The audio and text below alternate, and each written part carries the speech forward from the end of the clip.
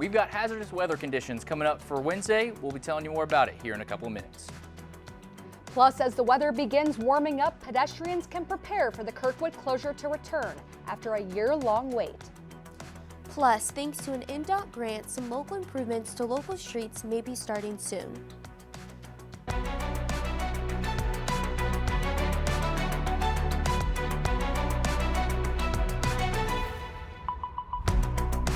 We start IUSTV News with this. Storms are in the forecast for Wednesday, and they could get severe. Quinton Quandra is on standby. Quinton, what can we expect? Well, I know that we're all ready for the rain to be over, but this is springtime. This is what we're going to have to get used to. We've got some really hazardous weather for our forecast coming up on Wednesday. We have our moderate hazard conditions, or risk conditions, excuse me, and for the most part, ranging from Chicago all the way down to Texas, we're going to be dealing with hazardous weather conditions ranging from Wednesday on at 8 o'clock all the way till after at 1 o'clock on Thursday morning. As for our timing on Wednesday, scattered rain throughout the day, and then storms start around 8 p.m. The severe risk ends after midnight. There you go. All that word jarble. Sorry for all that, but here we go. Here's your layout. Anyway. As for the storm threats for Wednesday, winds up to 70 plus miles per hour. That's with the wind gusts though. Wind consistent at 25 to 20 miles per hour. Flooding, flash flooding likely. The rain after Wednesday is going to range from Wednesday all the way till Sunday at 8 a.m. And then as for tornadoes, moderate to high risk for that Wednesday evening. Coming up, we got storms on this coming Wednesday, a flash flood watch for not just tomorrow, but a flood watch all the way till Sunday, and then even flurries coming up on Monday. So stay tuned. We'll be telling you more about it. Improvements to local roads and bridges are on the way. The Indiana Department of Transportation awarded Monroe County $1.5 million as part of the state's Community Crossings Matching Grant Program. The city of Bloomington received $750,000. This money can be used to repair bridges, repave roads, and refill potholes. The county's highway director says the county manages over 700 miles in roadways and tries to prioritize paving based on need.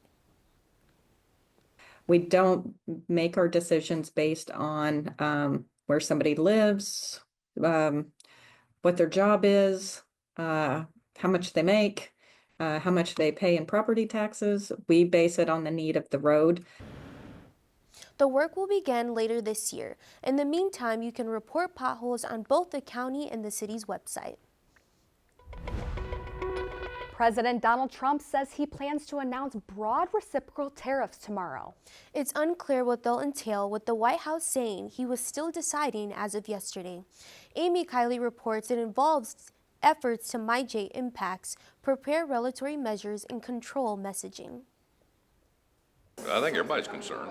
A final scramble is underway ahead of tomorrow's planned unveiling of President Donald Trump's sweeping new tariffs. They're reciprocal, so whatever they charge us, we charge them, but we're being nicer than they were. Some international leaders are trying to mitigate impacts, and the U.S. Senate is expected to take up a resolution aimed at blocking the tariffs on Canadian goods. Only a small handful of Republicans say they might join Democrats in supporting it, but others are voicing concerns. Tariffs will create pain for some businesses, and I think Wisconsin will be particularly hard hit with all the manufacturing and agricultural interests. We've already heard from some of our beef processors and popcorn exporters that they're losing some market share in Europe. Meanwhile, some countries are preparing to retaliate against the U.S. South Korea, China, and Japan say they're planning a joint response. Other nations say they're working on measures too. The final part of today's scramble involves messaging. It will be Liberation Day in America. The U.S. stock market is coming off its worst quarter in years. Goldman Sachs says a recession is now more likely due to tariffs, but Trump and his allies promise a bright future with more domestic manufacturing. We have to get factors in place in these unfair trade laws to where they don't drive a race to the bottom. I'm Amy Kiley reporting. Previously announced 25% tariffs on imported vehicles are due to start Thursday. For the first time in a year and a half, Kirkwood Avenue will be closed to traffic for the summer. Starting Friday, 3.5 blocks of the street will turn into pedestrian-friendly dining and walking areas. It's all part of the city's pedestrian season program.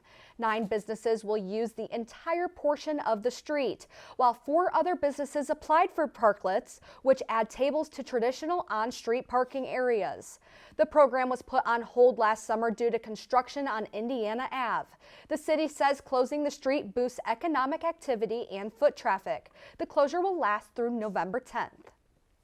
IU Bloomington's first chancellor since 2006 was recently announced by President Wynne.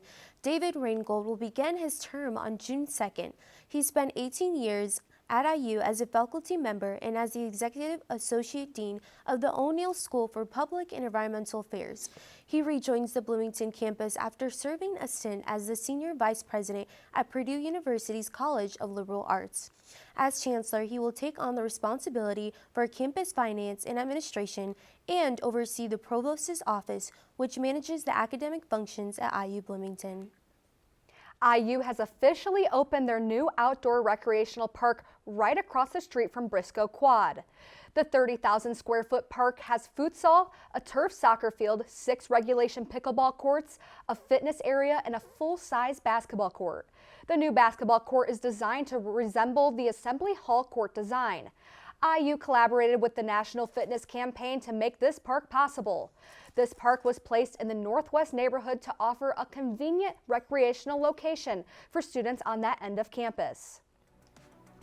Heads up if you travel on 7th Street. Still ahead, how safety is at the center of new but old stop signs along the stretch. Plus, could the U.S. economy be facing a possible recession? What experts say on the other side of this break. And how the newly filed bankruptcy at 23andMe could affect where your genetic data goes. We're back in a few.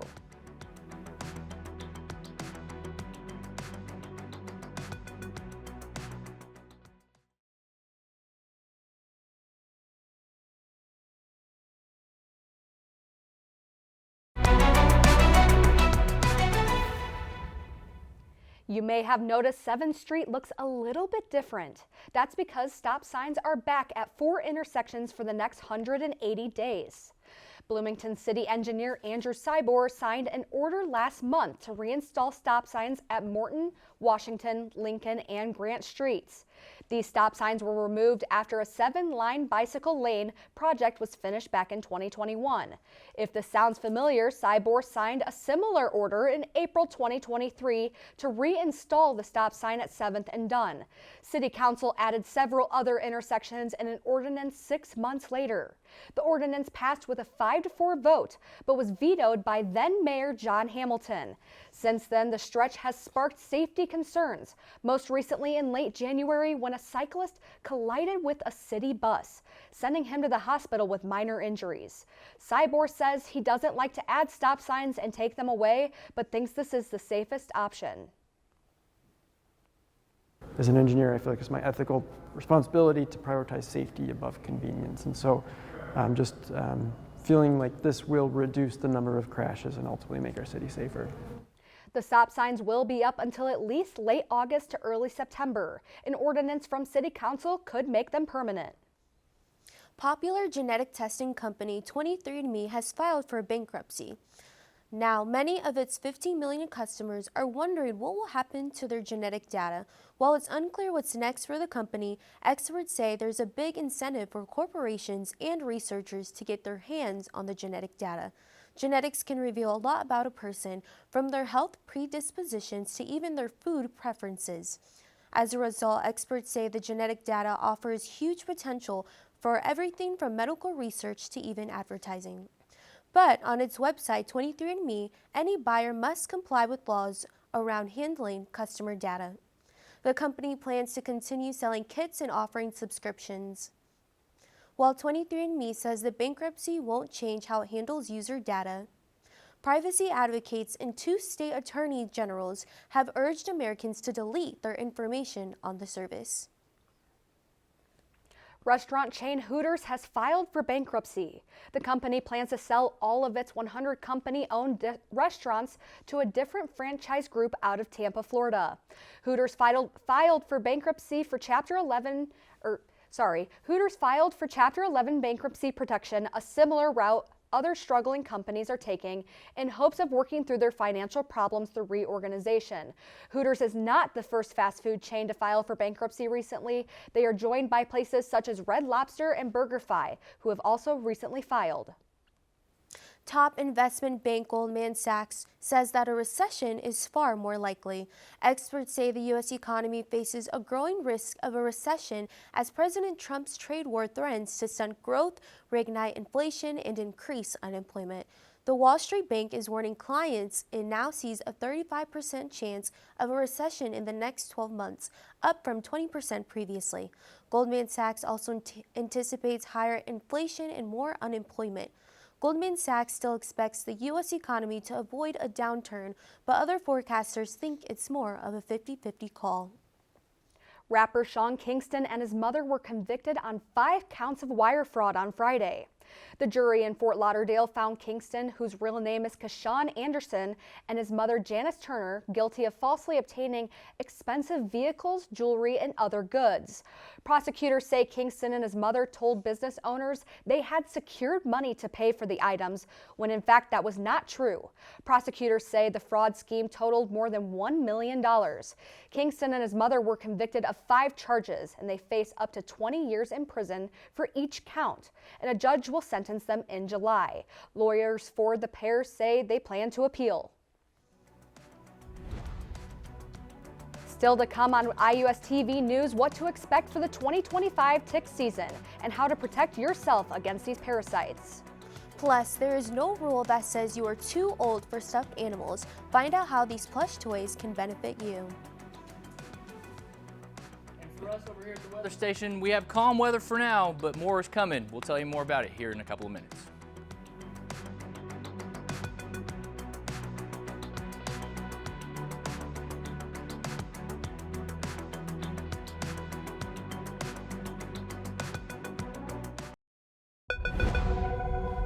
We're entering the season when ticks start to come out, and experts say it's important to be aware of your environment while outdoors. In today's Health Minute, Mandy Gaither has more on what to expect for this year's season and how to best protect your family. The ground is thawing, the weather's getting warmer, and you're not the only one ready to enjoy the outdoors. Ticks are starting to come out.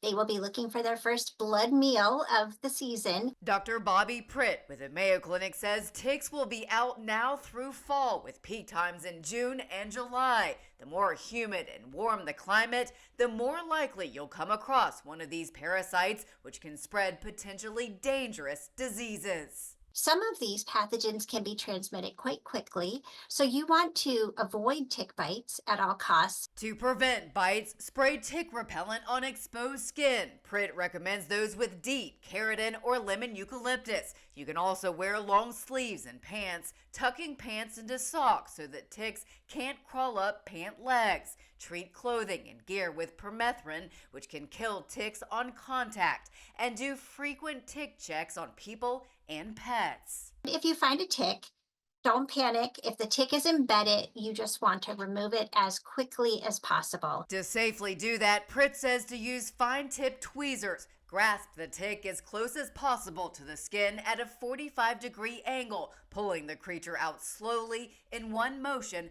and avoid squeezing it. And you don't want to use any of those folk remedies that may damage the tick, like touching it with a match or putting petroleum jelly on it. That might actually increase the risk of infection, and it might hurt you. For Health Minute, I'm Mandy Gaither.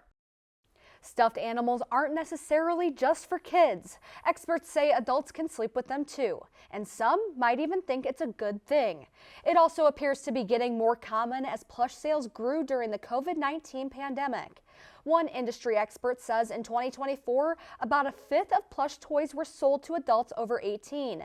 According to one expert, stuffed animals can help with better sleep by giving the brain a signal that it's time to wind down.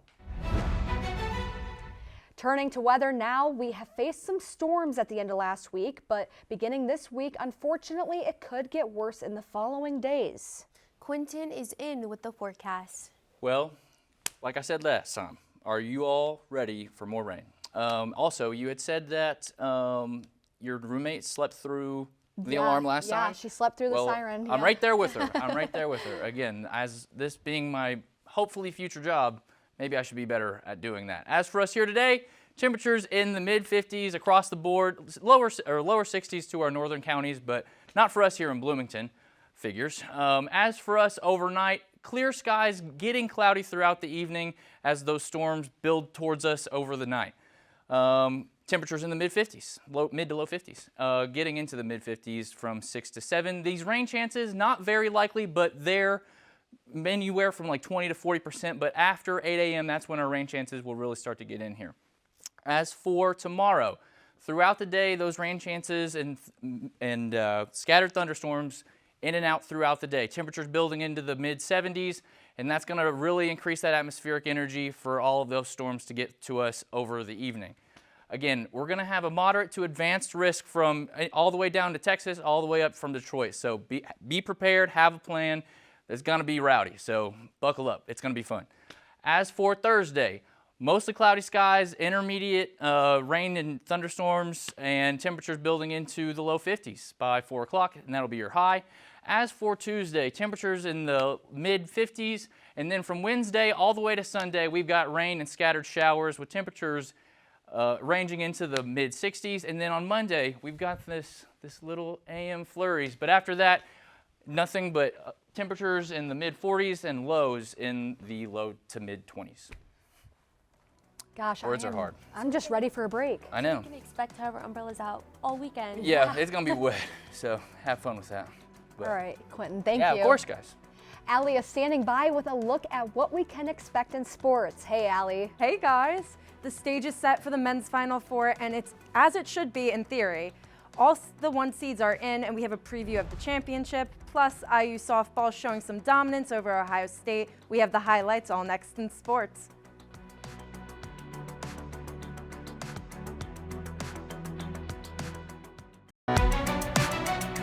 Welcome back, Hoosier fans. I'm Allie Holm, and let's recap all things sports. For the first time since 2008, the men's Final Four features all #1 seeds, with Duke, Florida, Houston, and Auburn advancing. Duke, led by Coach John Seiger and standout freshman Cooper Flagg, continues its dominance. Florida's Walter Clayton Jr. has been a clutch player, pushing the Gators towards a potential 3rd title. Houston, under Coach Kelvin Sampson, boasts the nation's best defense and seeks a championship redemption story. Auburn, overcoming midseason struggles, has regained momentum with Johnny Broome and Tahad Pettiford leading the charge. The semifinals are set for Saturday in San Antonio, with Florida facing Auburn and Duke taking on Houston. The 2025 Women's NCAA tournament saw minimum upsets, but the Final Four is set for an exciting showdown in Tampa. Three #1 seeds, UCLA, South Carolina, and Texas, join #2 UConn in a highly competitive field. UConn, led by Paige Buchers, has dominated in March, while UCLA makes its first Final Four behind Lauren Betts and Gabriela Guanes.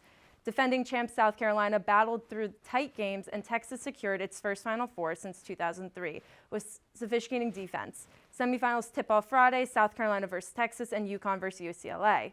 Indiana softball dominated #18 Ohio State with a 13-7 win, powered by Brianna Copeland's career night. Copeland tied the program record for career home runs, matched the single-game home run record, and set a personal best with 13 strikeouts. The Hoosiers jumped out to a 12-4 lead throughout 4 innings and never looked back. Indiana out-hit Ohio State 16-7 and improved to 23-10 and 3-3 in Big Ten. Up next, the Hoosiers host Maryland for a weekend series this weekend. Indiana baseball couldn't hold on to a 9-run lead, falling to USC 13-12 in a dramatic comeback at Bart Cartman Field. USC's Ethan Hedges led the charge with 2 home runs, 5 RBIs, and a game-saving pitch performance. Despite 4 early home runs, including 2 from Corbin Dixonson's, Indiana's offense stalled while USC capitalized on the Hoosiers' errors and bullpen struggles. The loss marks IU's first home Big Ten series defeat since last season. Up next, the Hoosiers face Louisville on April 1st, airing on Big Ten Network at 6 p.m. And for the latest on all things IU sports, be sure to tune in each week to Hoosier Sports Night. You can catch it Thursday on IUSTV. And that's all for sports. Back to you at the desk. Thank you, Allie. All right, let's get one last look at that really rainy 7-day forecast. Yes, I mean, it's not going to be really great. We got rain all the way from Wednesday to Sunday, flood watches from Wednesday till 8 a.m. on Sunday morning. Temperatures starting at the upper 70s on Wednesday, dwindling down to the mid 60s throughout Saturday into the lower 50s on Sunday. And then again, with how low the lows are going to be on Monday in the upper 20s, got a chance for some AM flurries on Monday, building up to 45 by the time Monday's over. Have fun with that. Yeah, of course. Thank you. Yeah. Thank you, Quinn. And thank you for watching IUSTV News. For updates between newscasts, you could check out IUSTV.com. And be sure to follow us on Facebook, Instagram, and X. We're back here next week. See you then.